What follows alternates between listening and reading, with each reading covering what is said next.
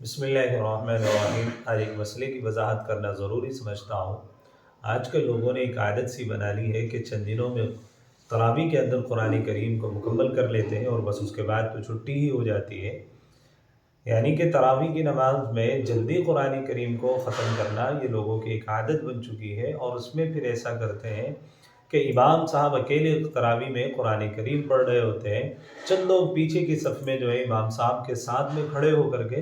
قرآن کریم کو سنتے ہیں، اور باقی پیچھے کی جو صفیں ہوتی ہیں وہ آرام سے بیٹھ کر کے سنتے ہیں۔ یا تو وہ آرام سے بیٹھے رہتے ہیں، یا پھر وہ آپس میں بات چیت کرنے لگتے ہیں، یا سو جاتے ہیں۔ اور جب امام صاحب جیسے ہی رکوع میں جانے کی کوشش کرتے ہیں، اور امام صاحب رکوع میں جاتے ہیں، جلدی سے اٹھ کر کے پھر نیت باندھ کر امام صاحب کے ساتھ تراویح کی نماز میں شریک ہو جاتے ہیں۔ اس صورت میں آپ واضح طور پر یہ مسئلہ سمجھ لیجیے، اگر آپ امام صاحب کے ساتھ میں نیت نہیں باندھ رہے ہیں تراویح کی نماز کی، اور پھر چاہتے ہیں کہ ہمارا قرآن کریم تراویح کی نماز میں مکمل ہو جائے، تو اس صورت میں آپ کا تراویح کی نماز میں قرآن کریم مکمل نہیں ہوگا۔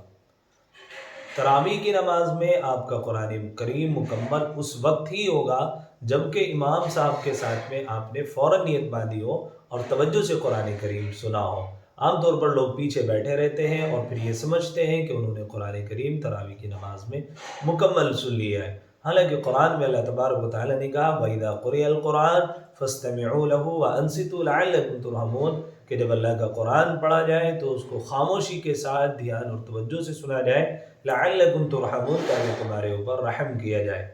اب لوگوں نے قرآن کریم کی توہین کرتے ہیں اور قرآن کریم کا مذاق اڑایا جا رہا ہے کہ پیچھے کی صف میں بیٹھ کر وہ بات چیت میں ملوث رہتے ہیں، ادھر اللہ کا قرآن پڑھا جا رہا ہوتا ہے اور ادھر وہ بیٹھ کر کے آپس میں بات چیت کر رہے ہوتے ہیں، اور امام صاحب جب رکوع میں جاتے ہیں تو فوراً کھڑے ہو کر کے نیت باندھ لیتے ہیں۔ اس صورت میں نہ تو ان کا قرآن کریم مکمل ہو رہا ہے، بلکہ اللہ کے غضب کے مستحق ہو رہے ہیں کہ قرآن کریم کو اللہ نے حکم دیا تھا کہ دھیان اور توجہ کے ساتھ میں سننا ہے، اور وہ دھیان اور توجہ سے سننے کی بجائے پیچھے باتوں میں ملوث ہیں۔ خدا را اس طرح کے فعل سے اپنے آپ کو بچائیں۔ اگر آپ چند روز میں تراویح میں قرآن کریم مکمل کر رہے ہیں تو جیسے ہی امام صاحب تراویح کی نماز میں نیت باندھیں، آپ بھی فوراً ان کے ساتھ میں نیت باندھیں۔ اور ایسے ہی عام طور پر مساجد میں بھی دیکھنے میں آتا ہے کہ امام صاحب کے ساتھ میں پہلی، دوسری، تیسری جو صفیں رہتی ہیں وہ تو امام صاحب کے ساتھ میں کھڑی ہو جاتی ہیں، اور باقی کی جو پیچھے صفیں رہتی ہیں وہ عام طور پر بیٹھ جاتے ہیں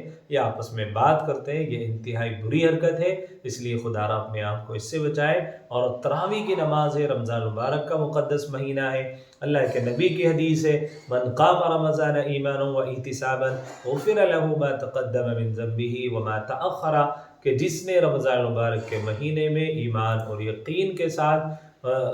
رات میں قیام کیا، اللہ تبارک و تعالیٰ اس کے اگلے اور پچھلے سارے گناہ کو معاف فرما دیں گے۔ لیکن شرط یہ ہے کہ تراویح کی نماز کو اس کے